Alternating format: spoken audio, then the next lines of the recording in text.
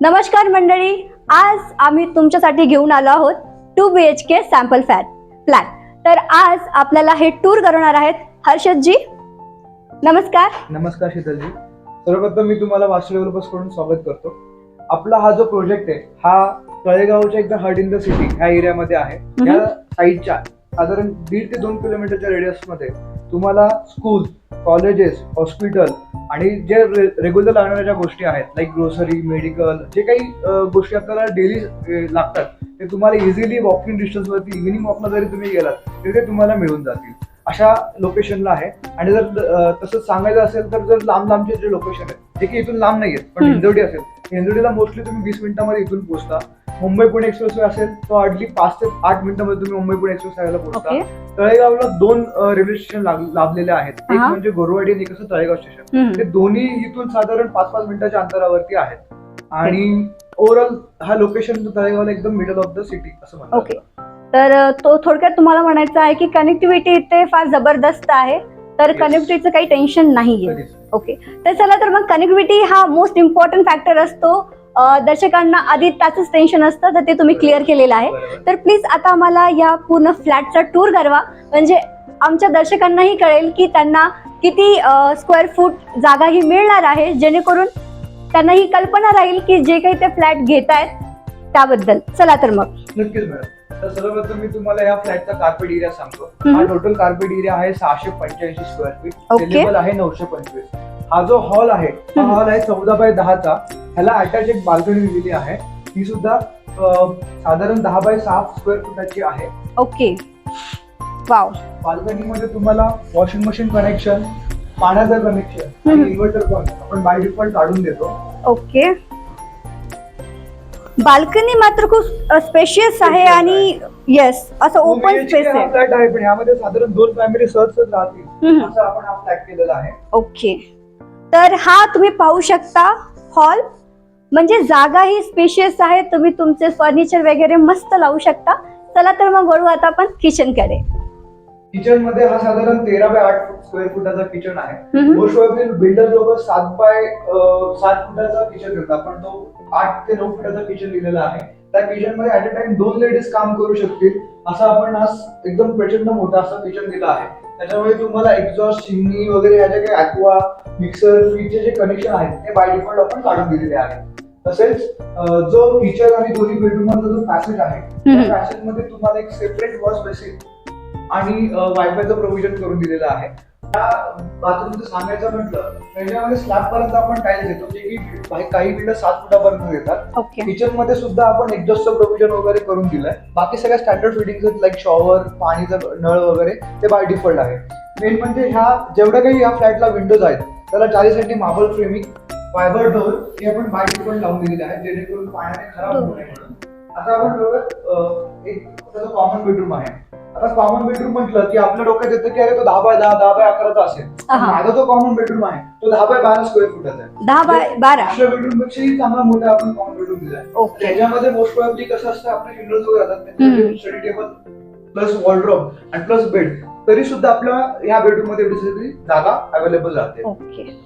इथे सुद्धा विंडो आहे. विंडोला चारी साईडनी मार्बल फ्रेमिंग, रिट्रॅक्ट विंडो, मॉस्किटो आपण बाय डिफॉल्ट दिलेला आहे. तर या सॅम्पल फ्लॅट मध्ये तुम्ही पाहू शकता हे आहे फर्स्ट बेडरूम आणि इथे बेडच्या व्यतिरिक्तही तुम्हाला भरपूर प्रमाणामध्ये जागा मिळते, ज्यामध्ये तुम्ही युटिलाइज करू शकता लाईक स्टडी टेबल आणि वॉर्डरोबर. सगळं काही इथे तुम्ही तुमच्या पद्धतीने बनवू शकता. एवढी तर स्पेशियस फर्स्ट बेडरूम पाहायला मिळतोय. जसं की आपण पाहिलं फर्स्ट बेडरूम, पण हा फ्लॅट आहे 2 BHK. तर आता आपण पाहणार आहोत मास्टर बेडरूम. तर सर याची काय फॅसिलिटी इथे काय असणार आहे आणि या एरियाचं स्क्वेअर फूट काय असणार आहे? शक्यतो आपण फक्त फॅमिली म्हणजे घरातले जे मेन लोक असतात त्यांच्यासाठी आपण केलेला असतो. तर ह्याच्यामध्ये एक कपल व्यवस्थित राहू शकेल असा हा सुद्धा मोठाच आहे. 11.5x10चा बेडरूम आहे. याच्यामध्ये वॉर्डरोब, बेड आणि मास्टर बेड, WC बाथ. याच्यामध्ये तुम्हाला वेस्टर्न कमोड दिलं जातं आणि स्लॅब पर्यंत काही सेम ह्याला सुद्धा आहेत. आणि ह्याला अटॅच एक बाल्कनी दिलेली आहे. ओके, तर इथे देखील अटॅच बाल्कनी. मस्त. तर तुम्ही पाहू शकता या 2 BHK फ्लॅट मध्ये तुम्हाला 2 स्पेशियस अशा बाल्कनी मिळतात आणि 2 वॉशरूम असणार आहेत. एक आहे कॉमन आणि एक मास्टर जे बेडरूम आहे त्याला अटॅच.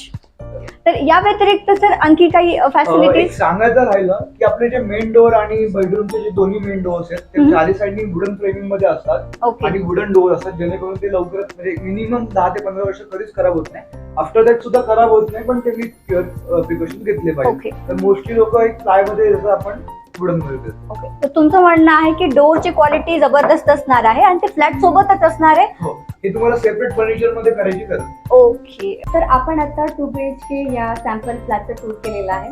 हो. फ्लॅटची जसं स्ट्रक्चर आहे ऑसम आहे, लाईक स्पेशियस आपल्याला बाल्कनीज मिळत आहेत आणि स्ट्रक्चरही ऑसम आहे. पण सर मोस्ट इम्पॉर्टंट राहिलं ते म्हणजे प्राइसिंग. तर प्राइसिंग काय असणार आहे? शक्यतो मॅडम आता कसं आहे, तुम्ही वास्तू डेव्हलपर्सच्या बिल्डिंगमध्ये आहात. आतापर्यंत आपण 28 प्रोजेक्ट केलेले आहेत.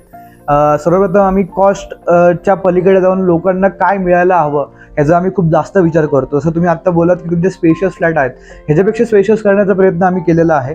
आता सध्या तुम्हाला ह्या फ्लॅटचं सांगायचं म्हणजे की हा 685 कार्पेट असल्या कारणाने त्याचं कॉस्टिंग जातं ते 38.50 लाखपर्यंत. असेच माझ्याकडे खूप छान छान फ्लॅट आहेत. अगदी असं नाही की 38 लाखचं 36 लाखचं सुद्धा फ्लॅट आपल्याकडे आहेत. त्याच्यामध्ये पण फ्लॅटचं एरिया मस्त आणि स्पेशियस दिलेलं आहे. माझे जे फ्लॅट्स आहेत त्याची कॉस्ट तुम्हाला मी सांगतोय, ह्याच्यामध्ये 1, 2, 3 तिन्ही पण माझ्याकडे अवेलेबल आहेत. अगदी 1 BHK म्हणायचं म्हटलं तर 26 लाखपासून ते 26 लाखपर्यंत 27 लाखपर्यंत माझ्याकडे 1 BHK आहेत. 2 BHK 36 to 47 लाखपर्यंत आहेत आणि 3 BHK 55 to 67 लाखपर्यंत आहेत. आता जी कॉस्टिंग तुम्हाला मी सांगितली आहे तर ह्याच्यामध्ये काही बाबा स्टॅम्प ड्युटी, रजिस्ट्रेशन, GST हे वेगळे भरायचे आहेत का? तर ते नाही. हे जे तुम्हाला पॅकेज मी सांगतोय त्याच्यामध्ये stamp duty, registration, GST, car parking हे सगळं काही त्यामध्ये इन्क्लुडिंग आपण केलेलं आहे. म्हणजे ही जी प्राइसिंग सर सांगतायत त्यामध्ये तुम्हाला एक्स्ट्रा कशासाठी पैसे पे करायचे कोणत्याही प्रकारचे हिडन चार्जेस आपण देणार नाहीत. ऑल कॉस्ट इन्क्लुडिंग ही प्राइस ते सांगतायत. तर एक्झॅक्टली. यामध्ये सर जसं तुम्ही सांगितलं प्राइसिंग झाली, कनेक्टिव्हिटी झाली, तुम्ही स्क्वेअर एरिया सांगितला किती आहे स्क्वेअर फूटचा. परंतु यामध्ये पार्किंग एरियाचा काय रोल असणार आहे? म्हणजे पे पार्किंग जी आहे म्हणजे एक्स्ट्रा त्यासाठी पण चार्जेस आम्हाला द्यावे लागणार आहेत का? नाही, जी तुम्हाला कॉस्टिंग सांगितली त्याच्यामध्ये रिझर्व तुम्हाला एक स्वतंत्र पार्किंग एका फ्लॅटला आपण देतोय. तर तुमचा मुद्दा असा राहील की बाबा प्रत्येक फ्लॅटला पार्किंग आहे का? तर त्याचं उत्तर हा आहे. आपण प्रत्येक फ्लॅटला पार्किंग देतोय. 2 BHK कॉमन पार्किंग जनरली असते.